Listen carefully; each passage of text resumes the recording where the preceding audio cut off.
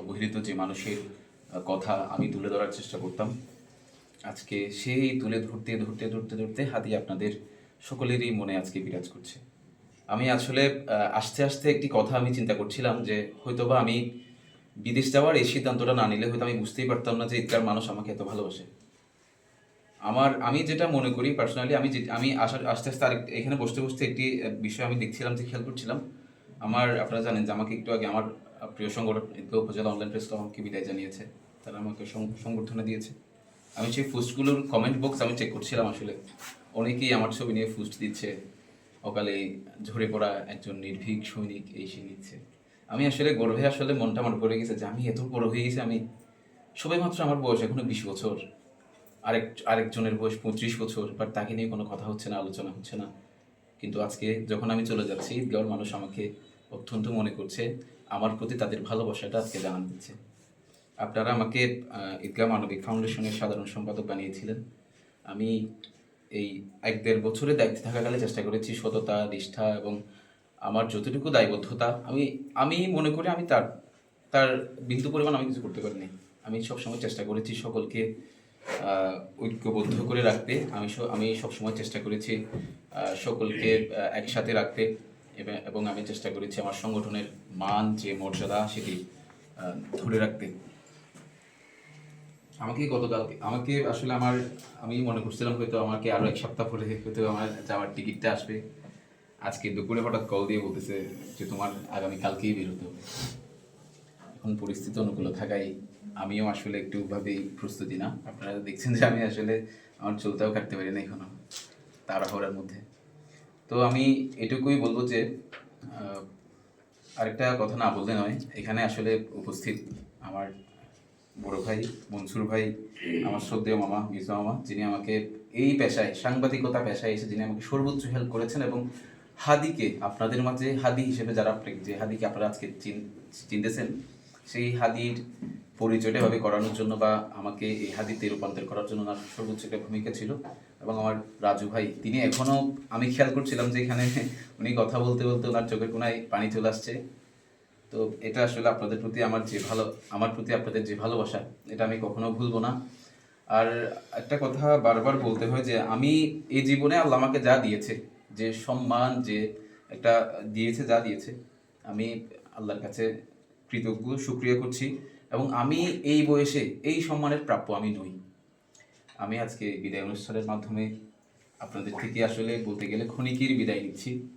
আমি হয়তো আল্লাহ যদি তৌফিকে দেয়, আমার যে একটি উদ্দেশ্য, হয়তো বা আল্লাহ যদি আমাকে সফল করান, আমি আবারও দেশে এসে আপনাদের সাথেই আবার মানবিক ফাউন্ডেশনের সাথে সংযুক্ত হয়ে যাবে ইনশাল্লাহ। এবং আমার আগের যে দায়িত্ব ছিল, সেই দায়িত্ব হয়তো আমার সে পথটা থাকবে না, কিন্তু মানবিক ফাউন্ডেশনের একজন গর্বিত সদস্য হিসেবে আমি মনে করছি আমি আজকে মানবিক ফাউন্ডেশন সদস্য হিসেবে আমি গর্বিত যে আপনারা এতজন মানুষ আমাকে আজকে বিদায় দেওয়ার জন্য এক জায়গায় সমবেত হয়েছেন। আরেকটা কথা যেটি বলবো, মানবিক ফাউন্ডেশনের প্রতি আমার যে পরিশ্রম ছিল, হয়তো বা সেভাবে আমি ফিজিক্যালি সাপোর্ট দিতে পারবো না, কিন্তু বাইরে গিয়ে, বিদেশে গিয়ে আমি আমার পরামর্শ দিয়ে পারি, আর্থিকভাবে পারি, যেভাবে পারি আমি মানবিক ফাউন্ডেশনের সবসময় পাশে থাকার চেষ্টা করব। মানবিক ফাউন্ডেশনের গুরুত্বপূর্ণ নেতৃবৃন্দরা এখানে আছেন, জুবাইর ভাই আছেন, রাকিব ভাই আছেন, যিনি আমার নাম বলতে বলতে কেঁদে দিয়েছেন রীতিমতো। আসলে এরকম ভালোবাসা আমি পাই নাই। হয়তোবা আমার মনে হচ্ছে যে আপনারাই আমার সবচেয়ে বড় পরিবার আজকে এখানে, যেটি মনে হচ্ছে আসলে। তো আপনাদের মনে পড়বে, আমার থেকে খুব ইচ্ছে হচ্ছে না আসলে। যখন আমি বলতে বলা হচ্ছিল যে কালকে তোমাকে বেরোতে হবে, তো আমি আম্মুকে বলছিলাম যে আমার আম্মুর সাথে ছিল, আম্মুকে বলছিলাম যে আর 1 সপ্তাহ 7টা দিন পরে যাওয়া যায় না, আমি এটা ক্যান্সেল করে দিই। আমি বলছিল না, দেখ পরিস্থিতি এখন খারাপ, এখন কোন একটা তাড়াতাড়ি চলে যেতে হবে। তখন আমার ভিতর থেকে এমন একটা কাঁপুনি দিয়ে শুরু হয়েছে, আমি জাস্ট ফিল করছি, এটা বোঝানোর মতো না। তখন আমি মনে মনে ভাবলাম যে হয়তো এটাই হয়তো স্বদেশ প্রেম, এটাই হয়তো আমার প্রতি মানুষের যে ভালোবাসা আছে সেই টান। তো আসলে এই বিদায় আমার জন্য সবচেয়ে বড় কষ্টের। আপনাদের সবাইকে ছেড়ে যাব আর দেখবো না, এটা আমার জন্য কষ্টের। আজকের এই প্রোগ্রামে আমার অনেক বন্ধু বান্ধব আছেন, সকলের কাছে আমি কৃতজ্ঞতা জানাচ্ছি এখানে উপস্থিত হওয়ার জন্য। এবং এই সংগঠন পরিচালনার ক্ষেত্রে, কাজ করার ক্ষেত্রে গিয়ে অনেকেই হয়তো অনেক কটু কথা বলেছি, বিভিন্ন কঠিনভাবে কথা বলেছি, যদিও বা আমি কখনো আমার জানা মতো আমি কখনো কারোর সাথে কঠিনভাবে কথা বলি নাই। আমার মন খারাপ থাকলেও, কারোর সাথে আমার রাগ থাকলেও তার সাথে আমি হাসি মুখে কথা বলেছি।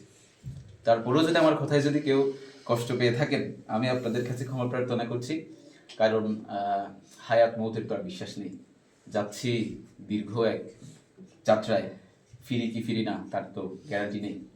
আপনাদের সকলের কাছে ক্ষমা প্রার্থনা করছি এবং আমাদের সংগঠনের যারা উপদেষ্টা সহ এখানে যারা আছেন, আপনাদের প্রতি প্রত্যাশা থাকবে যে আপনারা মানবিক ফাউন্ডেশনকে আমার অভাব বুঝতে দিন না।